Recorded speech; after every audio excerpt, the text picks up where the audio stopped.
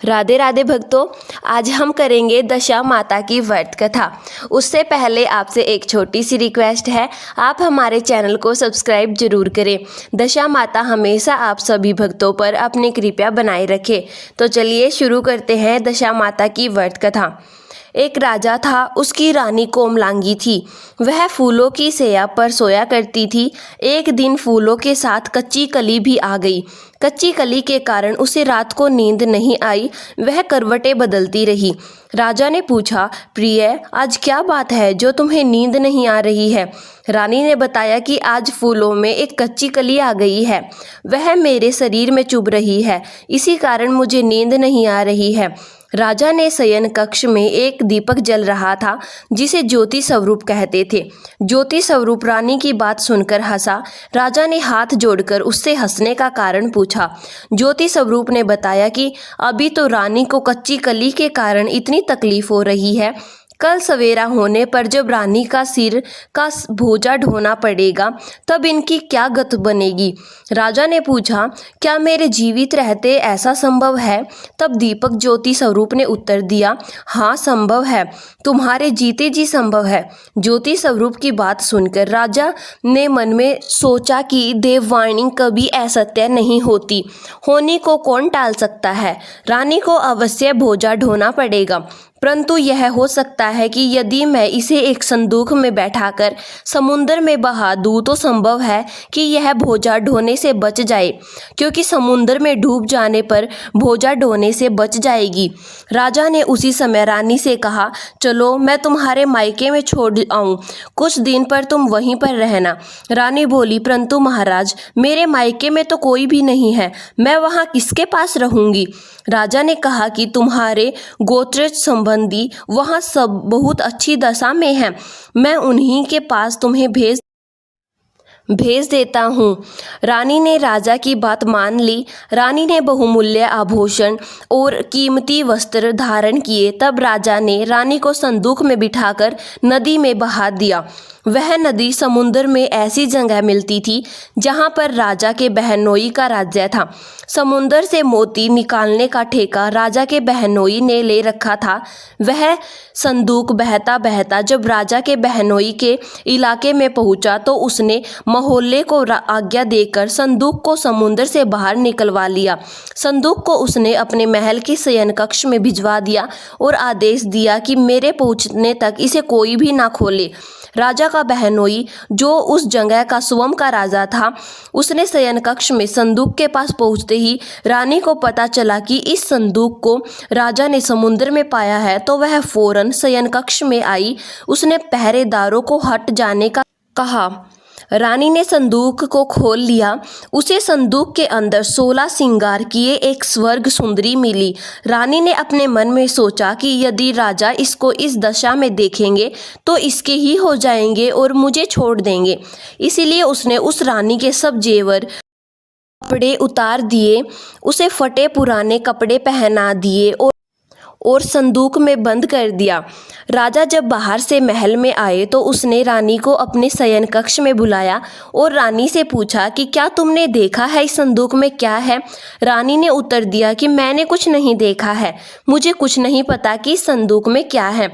राजा ने रानी के सामने संदूक खुलवाया तो उसे संदूक के अंदर फटे पुराने कपड़ों में एक स्त्री दिखाई दी जो भिखारन सी लग रही थी। रानी ने कहा, यह कोई भिखारिन लग रही है, इसको कारखाने में भिजवा दिया जाए, वहाँ लकड़ी ढोकर अपना जीवन निर्वाह करती रहेगी। राजा ने रानी के कहे अनुसार उसे कारखाने में भिजवा दिया। एक दिन रानी की सहेलियाँ नदी में स्नान करके दशा माता का डोरा ले रही थी। उनके पास एक डोरा रह गया था। वे यह सोच रही थी कि इस डोरे को किसे दिया जाए कि उसी समय लकड़ी ढोने वाली रानी वहां आ गई। उन्होंने उसे रोककर पूछा, बहन, हमारे साथ दशा माता का एक डोरा ले लो। रानी ने कहा कि मुझे डोरा लेने में कोई हर्ज नहीं है, परंतु मुझे तो खाने भर को नहीं दिया मिलता, मैं इस डोरे की पूजा कैसे करूंगी? वे बोली, तुम इस बात की चिंता मत करो, हम हर रोज इस जगह स्नान करने आया करेंगी। 9 दिन तक हम यहाँ कथा कहेंगी, तुम भी रोज आकर कथा में शामिल हो जाया करना। 10वें दिन पूजा होगी, तब तक दशा माता चाहेंगी तो तुम्हारी दशा बदल जाएगी। रानी ने दशा माता का ध्यान का डोरा ले लिया। उस दिन रानी के पति राजा को यह चिंता हुई कि रानी को संदूक में बंद करके वहां बहा तो दिया था, परंतु पता नहीं उसका क्या हाल होगा। उसकी खोज खबर लेने के लिए राजा एक नौका पर बैठकर नदी की यात्रा करता हुआ अपने बहनोई के यहाँ पहुंचा। संध्या के समय वह अपनी बहन से बोला, मेरे हाथ पैरों में बहुत दर्द हो रहा है, किसी दबाने वाली को बुलाओ। तब उसकी बहन ने लकड़ी ढोने वाली भिखारिन को बुलाकर लाने की आज्ञा दी। उसे कहा, आज रात तुम मेरे भाई के पैर दबा दो। वह बड़े संकोच में पड़ गई, अपने मन में सोचने, आज तक मैंने किसी पुरुष को नहीं छुआ। रानी अपने भाई के पैर दबाने के लिए उस पर जोर डाल रही थी, इसीलिए लाचार होकर उसने हाँ कर दी। राजा के पैर दबाते दबाते रानी को उसके पाँव में पद्म दिखाई पड़ा। रानी चुपचाप रोने लगी, उसके आंसू राजा के पैरों पर टपक पड़ा।